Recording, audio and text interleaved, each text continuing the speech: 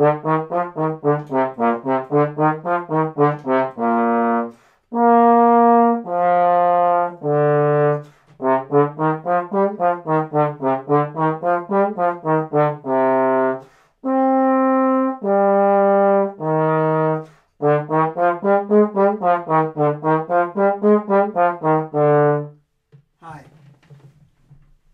was another Pascual-Bona exercise. I think it was actually number 46. And the reason why Stephen Zellmer used to work out of that a lot was to get into the feeling of the ease, flow, and substance of the sound. And of course, the key word that's very big amongst a lot of players, no matter what they play, especially orchestra players, is evenness of sound. So, even though those weren't long tones,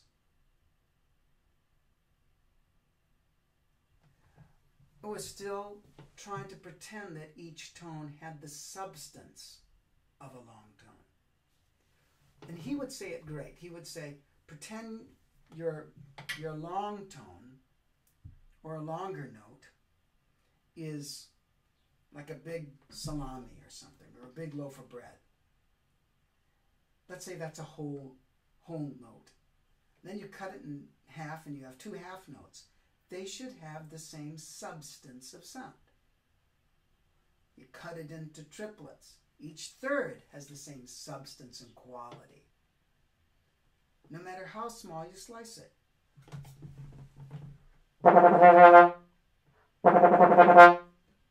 We'll try it again.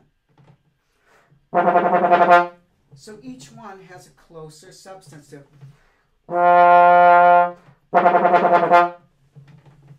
And that's what I was trying to do, is have it closer to the substance of the sound as the long notes. Having the short notes have the same thickness.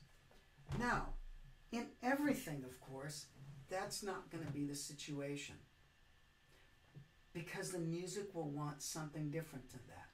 Now, for some of you players who are more advanced and listen to this, you can say, well, of course, sure. But it's very easy to go down the road of the sound should always have this quality. Why? You know, people talk about edge. Edgy's bad. Edgy's bad. No, it's not. There's many pieces that should have an edge to them. We're going to have a nice, rich, round rite of spring on some of those passages. Does Tannhäuser, not Tannhäuser, I mean, I like Tannhäuser to have, I think it needs an aspect of an edge, but more of that projectile part of the sound that goes out, but still maintaining this width and this substance that comes from the back and comes from the front.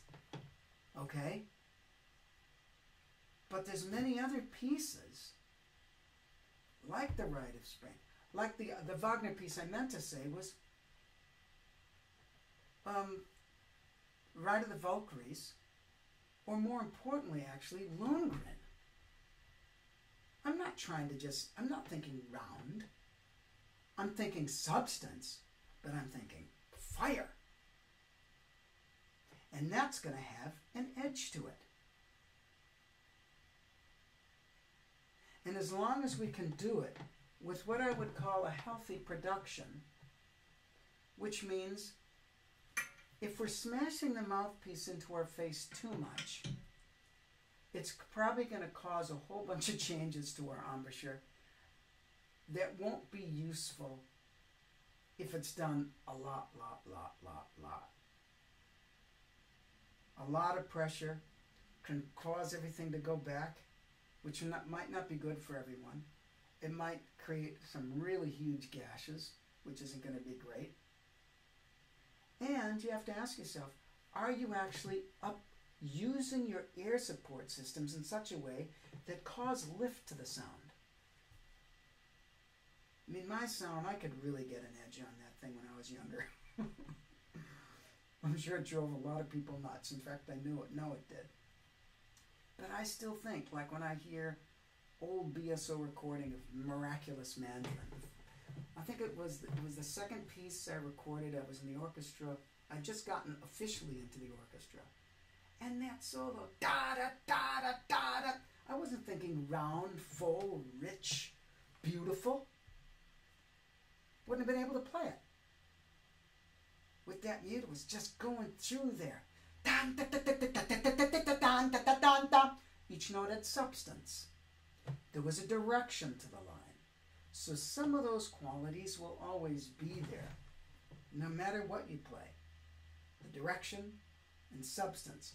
But some of those things, of course, will alter according to the music. So when you're working on scales that are fast or arpeggios that you're starting to pick up tempo on, because working on sound, realize that it starts to change when you start adding a bigger intervals or flexibility to it. It starts to change.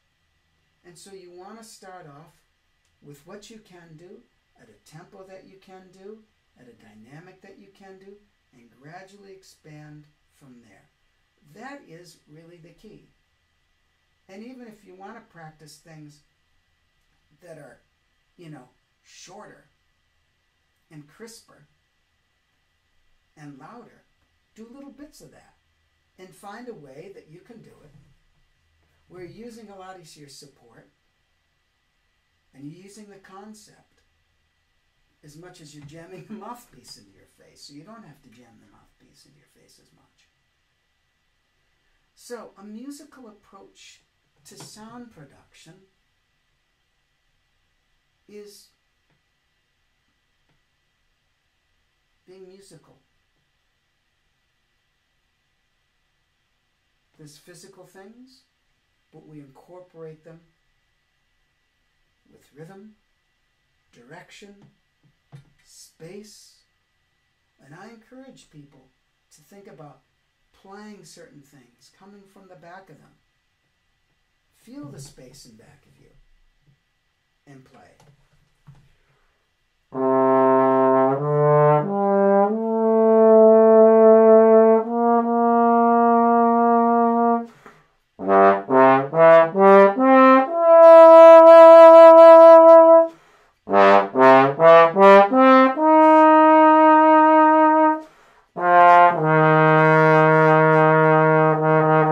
I was thinking way in the back, and I can feel things open up from there.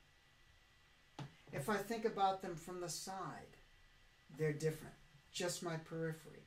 If I think of them just moving forward, it's very, very different. And each one of those provide a certain technique that can be used to find the different facet of a sound that musically you might want.